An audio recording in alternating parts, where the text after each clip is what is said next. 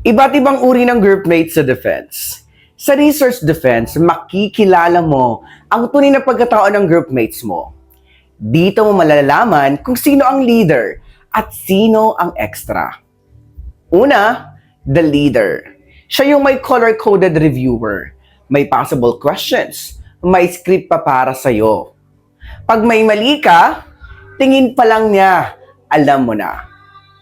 Pangalawa, the biglang genius. Tahimik buong SEM, pero sa defense, siya ang sumasagot sa pinakamahirap na tanong. Tapos ikaw, sasabihin mo, saan galing yon? Pangatlo, the kabisa king and queen. Memorize lahat. Pero pag sinabi ng panelist, explain in your own words. Tapos, system error. Pang-apat, the panic button. Habang Q&A, nagbubulong. Sasabihin ganito, ikaw na. Ikaw na sumagot. Ikaw na. At ang panglima, the ghost member. Nasa title page, nasa acknowledgement, pero sa defense, parang observer lang. Pero sa huli, my dear researchers, lahat kayo iisa lang ang goal.